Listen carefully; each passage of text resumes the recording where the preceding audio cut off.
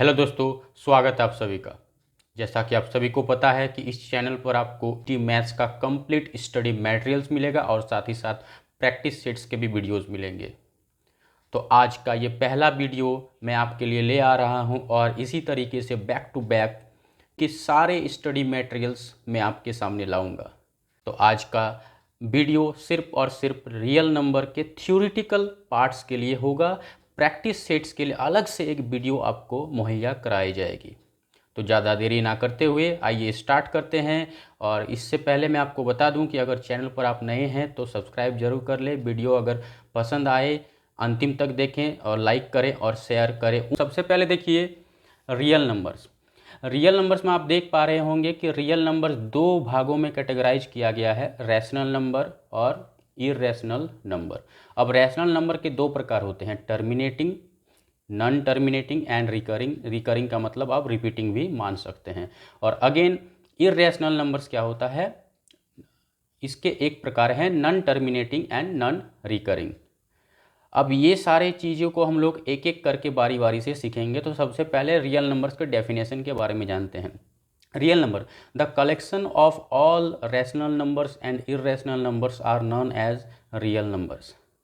यानी rational number यानी परिमेय संख्या और अपरिमेय संख्या इरेशनल नंबर्स के समूह को, कलेक्शन को क्या कहा जाता है, रियल नंबर्स यानी वास्तविक संख्याएं। Real numbers can be both positive and negative which is denoted by R. यानी रियल नंबर्स क्या होगा, ये आपका पॉजिटिव भी हो सकता है, नेगेटिव भी हो सकता है, यानी कि ये ऋणात्मक भी हो सकता है, धनात्मक भी हो सकता है। और इसे हम लोग कैपिटल आर से डिनोट करते हैं। कुछ एग्जाम्पल्स आपके सामने हैं, जैसे 2, -3/4, 0.5 √2 आर रियल नंबर्स। नेक्स्ट देखिए, representation of integers on a number line. यानी किसी अंक रेखा पर हम लोग इंटीजर्स को कैसे रिप्रेजेंट करते हैं इसके बारे में जानेंगे। तो सबसे पहले आपको क्या करना है, एक लाइन ड्रॉ करना है और उसमें यहाँ पे कहीं आपको एक ऐसा पॉइंट लेना है और उसको जीरो मानते हुए आपको करना क्या है कि जीरो से राइट साइड की तरफ आपको पॉजिटिव इंटीजर्स लिखना है यानी प्लस साइन के साथ, और जीरो से लेफ्ट साइड की ओर आपको नेगेटिव इंटीजर्स लिखना है यानी माइनस साइन के साथ। तो आप देख पा रहे हैं कि ये जो जितने भी पॉजिटिव इंटीजर्स है वो क्या है, नेचुरल नंबर्स। और नेचुरल नंबर्स के ही नेगेटिव फॉर्म को हम लोग क्या कर देते हैं, नेगेटिव इंटीजर्स में काउंट कर देते हैं। एक बात का ध्यान रखिएगा कि zero neither positive nor negative. इसका मतलब क्या है कि zero is neither positive nor negative, यानी जीरो ना तो पॉजिटिव में काउंट किया जाता है और ना ही negative. It's a neutral number. इससे पहले कि मैं टाइप्स ऑफ नंबर्स के बारे में बताऊं, मैं आपको बता दूं कि आज का वीडियो हो सकता है थोड़ा लेंदी हो, लेकिन मैं आपको इतना यकीन दिलाता हूं कि ये जो आप देख पा रहे हैं रियल नंबर्स का सारा पार्ट आपको आज कवर किया जाएगा। इसमें से आप बहुत सारी चीज़ें हो सकता है कि आप जानते हैं, लेकिन बहुत सारी चीज़ें ऐसी भी हैं जिनको आप नहीं जानते हैं या फिर आपके माइंड से उतर चुका है। तो वीडियो को पूरा देखें। तो आइए स्टार्ट करते हैं फिर से। Types of numbers, natural numbers यानी वास्तविक संख्याएं। The natural numbers are counting numbers and positive integers. यानी वास्तविक संख्या क्या है, वो काउंटिंग नंबर जो हम लोग बचपन से सीखते आ रहे हैं, 1 2 3 4, उन्हीं नंबर्स को क्या कहा जाता है, नेचुरल नंबर्स। और ध्यान रखिए इसको पॉजिटिव इंटीजर्स भी कहा जाता है। तो यहाँ पे ऑब्वियस है कि नेचुरल नंबर्स कितने होते हैं, नेचुरल नंबर्स आर एंडलेस, यानी ये अनंत तक होते हैं। इसी तरीके से इवन नंबर यानी सम संख्याएं, those natural numbers which are exactly divisible by 2 are called even numbers. यानी ऐसे नंबर जिनको अगर हम लोग 2 से डिवाइड करते हैं, विभाजित करते हैं, तो हमारा रिमाइंडर क्या होता है, 0 आता है। इसी को एग्जैक्टली डिविजिबल बाय 2 कहा जाता है। तो ऐसे नंबर जो 2 से पूरी तरीके से विभाजित हो जाए, सम संख्याएं यानी इवन नंबर्स कहा जाता है, जैसे 2 4 6 8 100 एट्सेट्रा। ऑड नंबर्स यानी विषम संख्याएं, जस्ट जिनका ऑपोजिट है ऑड नंबर, यानी those natural numbers which are not exactly divisible by 2 are called odd numbers. यानी वैसी संख्याएं जो 2 से पूरी तरीके से विभाजित ना हो, ऑड नंबर्स यानी विषम संख्याएं कहलाते हैं। होल नंबर, पूर्ण संख्याएं। अब देखिए, natural numbers in which zero is also included are called whole numbers. यानी आप देख पा रहे हैं कि जितने भी नेचुरल नंबर्स है वहाँ अगर हम लोग देख रहे हैं 1 2 3 4, जस्ट इसके आगे अगर हम लोग जीरो लिख दें तो ये क्या हो जाएगा दोस्तों, होल नंबर्स। तो ये बात ध्यान रखना है कि होल नंबर्स क्या होता है, इसमें हम लोग नेचुरल नंबर में जीरो को भी इंक्लूड कर देते हैं। It starts from zero and goes to infinity, for example 0 1 2 3 4 etcetera. आइए इंटीजर के बारे में जानते हैं। इंटीजर नंबर यानी पूर्णांक, the numbers which are made up of positive, negative and zero are called integers और इंटीजर नंबर्स। यानी इंटीजर्स में आप देख पा रहे होंगे कि पॉजिटिव नंबर्स भी है, नेगेटिव नंबर भी है और जीरो भी है। यानी इन सभी के सम्मेलन को हम लोग क्या कहते हैं, पूर्णांक संख्याएं या फिर इंटीजर नंबर। जैसे -3, -2, -1, 0 1 2 3। Again they are also endless, यानी इनकी भी कोई अंत नहीं है, अनंत तक होती हैं। नेक्स्ट पॉइंट देखिए, integers are divided into 3 parts, positive, negative and neutral, जिसके बारे में ऑलरेडी हम लोग बात कर चुके हैं कि इंटीजर्स को 3 भागों में विभाजित किया जाता है, positive, neutral and negative. Positive numbers यानी धनात्मक संख्याएं, from 1 to infinity are called positive numbers. 1 से लेकर अनंत तक की सभी संख्याओं को पॉजिटिव नंबर्स यानी धनात्मक संख्याएं कहा जाता है। नेगेटिव नंबर्स यानी from -1 to -infinity are called negative numbers, यानी ऋणात्मक संख्याएं क्या है, जब हम लोग -1 से लेकर लेफ्ट साइड की और जितनी भी संख्याएँ होती हैं उन सभी को नेगेटिव नंबर्स कहा जाता है। Neutral, such numbers on which there is no effect of any negative and positive sign are called neutral number. यानी ऐसी संख्याएं जिनमें ना तो पॉजिटिव साइन और ना तो नेगेटिव साइन का इफेक्ट हो, प्रभाव पड़े, उसे हम लोग न्यूट्रल नंबर कहते हैं, फॉर एग्जांपल 0। आइए अब बहुत इंपॉर्टेंट नंबर के बारे में जानते हैं, composite number. Those natural numbers which have more than 2 factors are called composite numbers। अब इसको आपको थोड़ा सा मैं कॉपी पेन से समझाना चाहूँगा कि कंपोजिट नंबर्स क्या होता है। Those natural numbers which have more than 2 factors, इसका मतलब क्या होता है, जैसे फॉर एग्जांपल अगर हम लोग एक संख्या 4 लेते हैं, अब देखिए 4 का फैक्टर क्या होगा 1 और 4 इटसेल्फ, इसके साथ ही एक और फैक्टर क्या होगा 2। यानी 4 क्या है 1 से भी विभाजित है, 4 से भी विभाजित है, यानी अपने आप से भी विभाजित है, और एक और नंबर 2 से भी क्या है विभाजित है। तो इसीलिए इसको क्या कहा जाएगा, कंपोजिट नंबर। यानी ऐसे नंबर्स जिनका 2 से ज़्यादा फैक्टर हो। यहाँ पे आप देख पा रहे हैं 1 4 और साथ ही साथ एक और एटलीस्ट नंबर है इसका फैक्टर, इसलिए इसको क्या कहा जाएगा, कंपोजिट नंबर। तो इसी तरीके से देख पा रहे होंगे 6 9 10, इसी तरीके से ऐसे नंबर्स हैं जिनको कंपोजिट नंबर कहा जाता है। अब आइए जानते हैं प्राइम नंबर, जस्ट इसका opposite. Those natural numbers which are divisible by themselves and 1 और have only 2 factors 1 and itself are called prime numbers, for example 3। यानी अब आप देखिए अगर हम लोग 3 नंबर को लेते हैं तो यहाँ पे आप देख पा रहे होंगे ऐसी कौन सी संख्याएं हैं जो 3 को पूरी तरीके से विभाजित कर दे, डिवाइड कर दे। तो सबसे पहला है 1 एंड दूसरा है इटसेल्फ यानी खुद 3।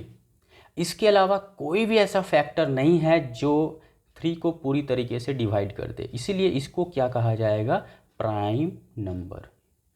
तो यानी आप देख पा रहे होंगे कि इनके पास सिर्फ और सिर्फ 2 ही फैक्टर है। तो कंपोजिट नंबर और प्राइम नंबर में अंतर क्या है कि कंपोजिट में एक और वो खुद फैक्टर के रूप में तो रहेगा ही, इसके बाद एटलीस्ट एक अलग नंबर होना चाहिए फैक्टर के रूप में, कंपोजिट नंबर कहा जाता है। प्राइम नंबर में क्या है, सिर्फ और सिर्फ 1 और वो नंबर खुद से डिवाइड होता है, इसके अलावा कोई और तीसरा नंबर होता ही नहीं है, इसलिए इसको प्राइम नंबर कहा जाता है। आइए अब देखते हैं नेक्स्ट, को प्राइम नंबर। अगेन देखिए, ए सेट ऑफ 2 और more numbers whose greatest common factor, यानी यहाँ पे फैक्टर लिखना भूल गए हैं, हुज ग्रेटेस्ट कॉमन फैक्टर यानी highest common factor is 1 is called coprime number. इसको भी आइए समझते हैं। जैसे देखिए क्या कहना चाह रहा है ये कि ए सेट ऑफ 2 और मोर नंबर्स, मान के चलिए 2 और 3। अब देखिए 2 का फैक्टर क्या है 1 2 और 3 का फैक्टर क्या है 1 एंड 3। तो आप देख पा रहे हैं कि इन दोनों में कॉमन फैक्टर क्या है 1, यानी ए सेट ऑफ 2 और मोर नंबर्स, यानी 2 या 2 से ज़्यादा नंबरों का एक ऐसा सेट जहाँ पे हाईएस्ट कॉमन फैक्टर क्या हो, सिर्फ और सिर्फ 1 हो, तो फिर इसे हम लोग क्या कहते हैं, को प्राइम नंबर। आपको समझ में आ गया होगा कि कंपोजिट नंबर क्या है, प्राइम नंबर क्या है और को प्राइम नंबर क्या है। तो आइए नेक्स्ट नंबर के बारे में जानते हैं, रैशनल नंबर। अब देखिए, को प्राइम नंबर को सअभाज्य संख्या कहते हैं, कहा जाता है। रैशनल नंबर यानी परिमेय संख्याएं, the numbers which can be written in the form of p by q in which the value of q is non zero are called rational numbers. इसको मैं आपको फिर से कॉपी पेन से समझाना चाहूँगा। देखिए क्या कहना चाह रहे हैं, the numbers which can be written, तो सबसे पहले आपको देखना होगा कि क्या वो number p by q form में लिखा हुआ है। नेक्स्ट पार्ट क्या देखना है कि यहाँ पे आपका जो वैल्यू है p और q, तो p and q must be integers. क्या होना चाहिए, p और q दोनों पूर्णांक होना चाहिए, इंटीजर्स होना चाहिए। ये आपको पहला पॉइंट याद रखना है। दूसरा पॉइंट क्या याद रखना है कि q is not equal to zero. ये दोनों पॉइंट को अगर सेटिस्फाई करता है ये फॉर्म, तभी हम लोग इसको क्या कहते हैं, रैशनल नंबर। यानी यहाँ पे q क्या हो, नॉन जीरो हो। तो ध्यान रखिए, यहाँ पे p जीरो हो सकता है लेकिन q जीरो ना हो, और जहाँ पे p and q are integers, then this form will be called rational numbers. For example आप देख पा रहे होंगे 2/5, 5, देखिए अब 5 भी क्या है, 5 को हम लोग 5/1 के रूप में लिख सकते हैं, 5/1। तो यहाँ पे आप देख पा रहे हैं कि ये p बाई क्यू के रूप में लिखा गया है। अगेन 11/4 एट्सेट्रा, ये सारे रैशनल नंबर्स के एग्जांपल है। अब देखिए इरेशनल नंबर्स यानी रैशनल नंबर्स के जस्ट अपोजिट यानी अपरिमेय संख्याएं। एन इरेशनल नंबर्स और an irrational can not be written in the form of p by q where p and q are integers and q is not equal to zero. यानी जब भी हम लोग संख्या को p बाई क्यू के रूप में नहीं लिख सकते हैं, जहाँ p और q इंटीजर्स हो, तो फिर उसे इरेशनल नंबर यानी अपरिमेय संख्या कहा जाता है। जैसे उदाहरण के तौर पर पाई, √2, √3, √5, इसी तरीके से संख्याओं को इरेशनल नंबर्स कहा जाता है। अब देखिए imaginary number, square root of a negative number is called an imaginary number. यानी इमेजनरी नंबर क्या है कि जब भी हम लोग किसी संख्या का, किसी नेगेटिव संख्या का स्क्वायर रूट करते हैं तो वो इमेजनरी नंबर यानी काल्पनिक संख्या माना जाता है। फॉर एग्जाम्पल देखिए √-2, √-9। अब देखिए -2 को हम लोग √-2 को अगर हम लोग इस तरीके से लिख सकते हैं √-1 इंटू √2। तो अब यहाँ पे -1 का वैल्यू क्या है आप देख पा रहे होंगे कि, तो इसको हम लोग i² के रूप में लिख सकते हैं, और ये क्या आ जाएगा, स्क्वायर रूट करेंगे तो i आ जाएगा। इसीलिए आप देख पा रहे होंगे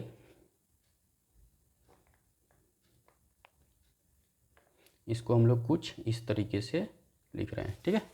और अगेन √9 को हम लोग इस तरीके से लिख सकते हैं, 9 का आप स्क्वायर रूट करेंगे तो 3 आएगा, और -1 का जब हम लोग स्क्वायर रूट निकाले तो आएगा। तो इमेजनरी नंबर क्या है, जब भी हम लोग किसी नेगेटिव नंबर का स्क्वायर रूट निकालते हैं तो उसे इमेजनरी नंबर कहा जाता है। नेक्स्ट देखिए terminating number. A terminating number is a decimal number whose decimal expansion ends.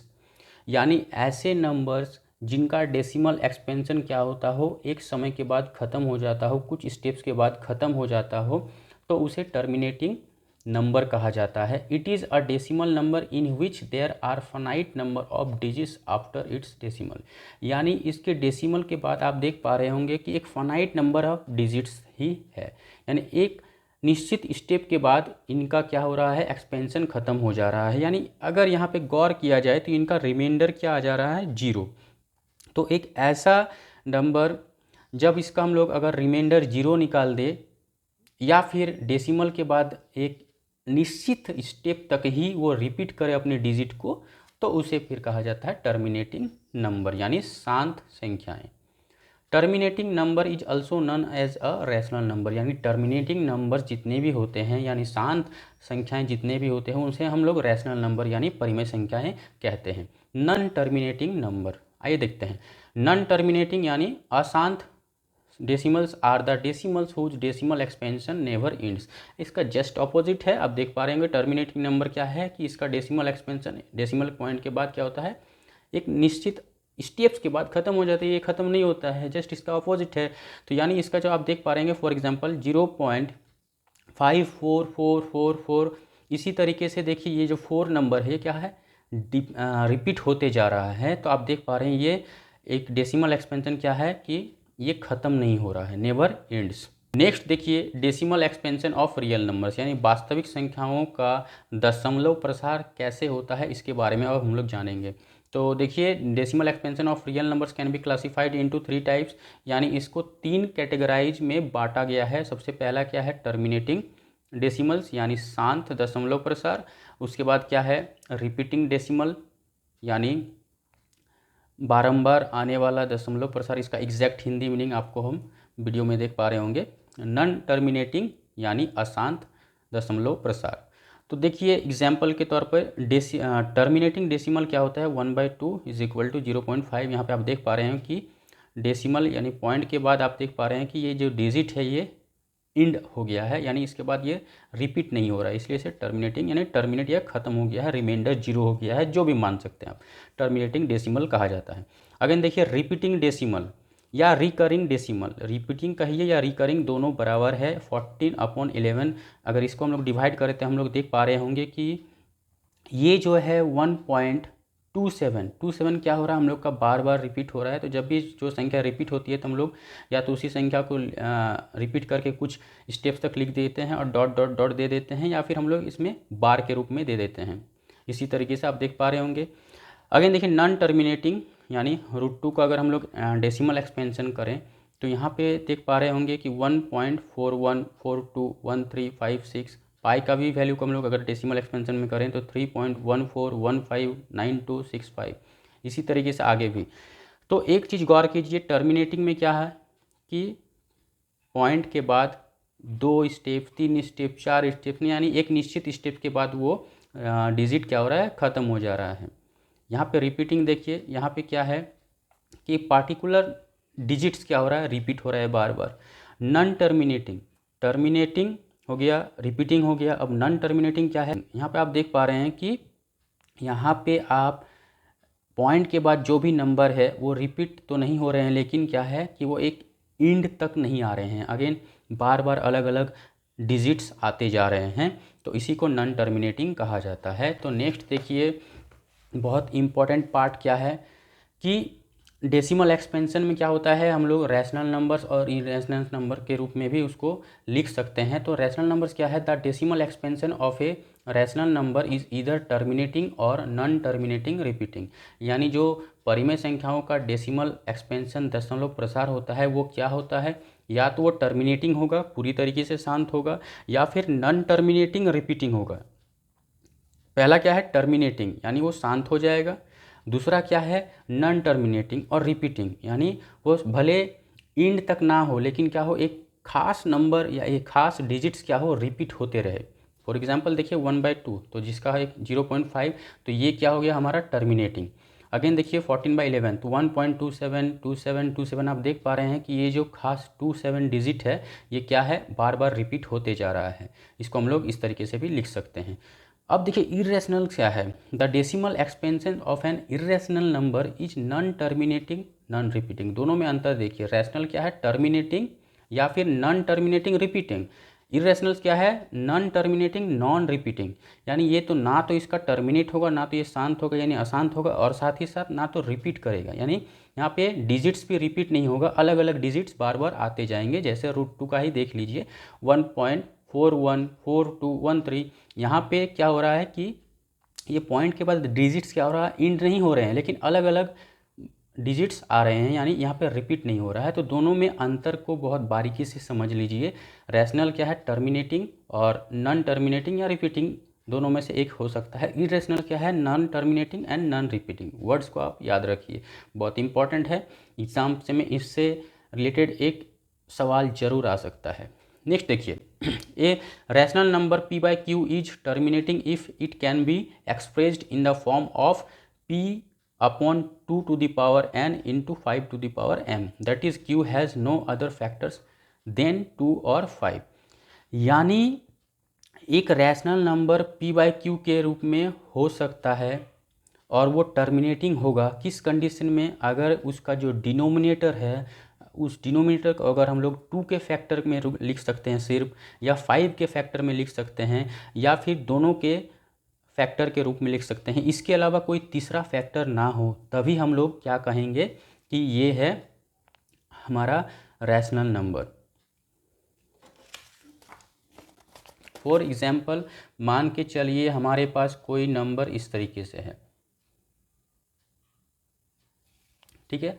अब देखिए इसका जो डिनोमिनेटर है इसको हम लोग कुछ इस तरीके से लिख सकते हैं कि नहीं, तो आप मैच करिए। देखिए ये क्या हो गया, इस फॉर्म में आ गया, यानी ये क्या है, रैशनल नंबर। लेकिन अगेन देखिए मान के चलिए एक नंबर कुछ इस तरीके से है 14,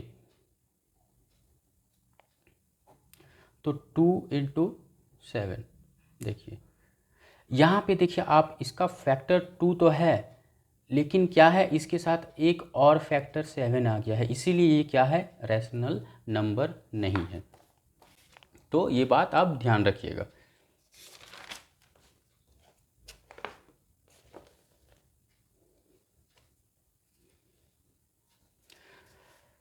देखिए रिमाइंडर थ्योरम, अब रिमाइंडर थ्योरम क्या है, if a polynomial p x is divided by the binomial x minus a, the remainder obtained is p a. इसको हम लोग पॉलिनोमियल के सेक्शन में और अच्छे से एग्जाम्पल के साथ समझेंगे, अभी जस्ट इसका डेफिनेशन को आप जान के रख लीजिए। क्या है कि एक पी एक्स कोई एक पॉलिनोमियल है, उसको अगर डिवाइड किया जाए एक binomial for example X minus A, तो आप देख पा रहे हैं रिमाइंडर अगर हम लोग कैसे प्राप्त कर सकते हैं, यहाँ पे ये जो नंबर है इसको अगर हम लोग लिख दें और वैल्यू में मतलब पॉलिनोमियल में अगर पुट कर दें तो हमारा जो प्राप्त होगा वैल्यू, उसी को हम लोग रिमाइंडर कहते हैं, ठीक है। अब देखिए Euclid's division lemma, for any 2 given positive integers a and b there exist unique whole numbers q and r such that a is equal to b q plus r, where r का वैल्यू क्या होगा 0 के बराबर या 0 से बड़ा होगा और लेस देन b, यानी b से छोटा है। इसको अगेन हम लोग अच्छे से समझते हैं। देखिए for any 2 given positive integers a and b, a और b क्या होना चाहिए, पॉजिटिव इंटीजर्स होना चाहिए। देयर, तो इस केस में क्या होगा, there exist unique whole numbers, तो क्या होगा, 2 अलग अलग यूनिक नंबर्स होगा, होल नंबर्स q और r, सच दैट हम लोग इस तरीके से एक इक्वेशन लिख सकते हैं। तो यहाँ पे आप गौर कीजिएगा कि a क्या है हमारा डिविडेंड, b क्या है डिवाइज़र, q क्या है कोसेंट और r क्या है रिमाइंडर। तो इसी इक्वेशन को कह लीजिए या फिर बचपन से हम लोग जो फॉर्मूला जानते आ रहे हैं, ये फॉर्मूले को ही क्या कहा जाता है, यूक्लिड्स डिवीजन लेमा। अब इस बात को देखिए यहाँ पे इसका मतलब क्या है, इसको आइए देखते हैं कि इसका मतलब क्या हुआ। देखिए अब यहाँ पे आप देख पा रहे हैं, ये एक डिवाइड करके देखते हैं, 2 2 जा 4 1। यहाँ पे देखिए रिमाइंडर r क्या है, रिमाइंडर, तो यहाँ पे जो रिमाइंडर का वैल्यू आएगा ये क्या होगा, या तो 0 होगा या फिर क्या होगा 0 से बड़ा होगा, और या फिर r हमेशा, रिमाइंडर हमेशा डिवाइजर से क्या होगा, डिवाइजर से छोटा होगा। यहाँ पे जो भी वैल्यू आएगा ये क्या होगा, या तो 0 होगा या फिर 0 से बड़ा होगा, लेकिन यहाँ जो डिवाइजर है इससे हमेशा छोटा होगा। ये बात आप ध्यान रखिएगा। तो इसी को क्या कहा जाता है, यूक्लिड्स डिवीजन लेमा। नेक्स्ट देखिए एक फॉर्मूला आइए जानते हैं, HCF into LCM is equal to first number into second number. यानी मान के चलिए 2 नंबर दिया हुआ रहे और उसका एलसीएम दिया हुआ रहे, तो इसी तरीके से हम लोग इसका क्या निकाल सकते हैं, HCF। इस फॉर्मूले से HCF क्या है, HCF is equal to first number into second number upon LCM. इसी तरीके से अगर मान के चलिए फर्स्ट नंबर दिया हुआ रहे, सेकेंड नंबर दिया हुआ रहे और HCF दिया हुआ रहे, तो एलसीएम कैसे निकाले, जस्ट यही है, यहाँ पे हम लोग एलसीएम लिख देंगे और यहाँ पे एलसीएम की जगह HCF लिख देंगे, ठीक है। आइए अब जानते हैं fundamental theorem of arithmetic. Fundamental theorem of arithmetic क्या है, इसको भी आप भली भांति से जानते हैं, नाम देखकर परेशान ना होएं। अब देखिए every integer greater than 1 can be represented uniquely as a product of prime numbers. यानी जितने भी इंटीजर्स होते हैं 1 से बड़ा, उसको हम लोग किस रूप में लिख सकते हैं, uniquely as a product of prime numbers. यानी प्राइम नंबर के प्रोडक्ट के रूप में हम लोग लिख सकते हैं। It is also called unique factorization theorem या फिर प्राइम फैक्टराइजेशन थ्योरम, यानी आप फंडामेंटल थ्योरम ऑफ अरिथमेटिक कह लीजिए, यूनिक फैक्टराइजेशन थ्योरम कह लीजिए या प्राइम फैक्टराइजेशन थ्योरम कह लीजिए, तीनों का मतलब एक होता है। यानी जब भी किसी हम लोग इंटीजर को जो एक से बड़ा हो उसको अगर हम लोग प्राइम नंबर के प्रोडक्ट के रूप में लिख देते हैं तो इसी को फंडामेंटल थ्योरम ऑफ अरिथमेटिक कहा जाता है। फॉर एग्जांपल देखिए 12 क्या है, एक ऐसा इंटीजर है जो एक से बड़ा है और इसको हम लोग क्या किए, एलसीएम करके हम लोग देख पा रहे होंगे कि आप देख पा रहे होंगे कि प्राइम नंबर के प्रोडक्ट के रूप में लिख दिए हैं। 1 क्या है, प्राइम नंबर, 2 क्या है, प्राइम नंबर, 3 क्या है, प्राइम नंबर, 2 क्या है, प्राइम नंबर। इसी तरीके से आप देख पा रहे हैं कि 2 क्या है, 2 टाइम्स आया, इसलिए हम लोग इसको इस पावर के फॉर्म में लिख दिए हैं।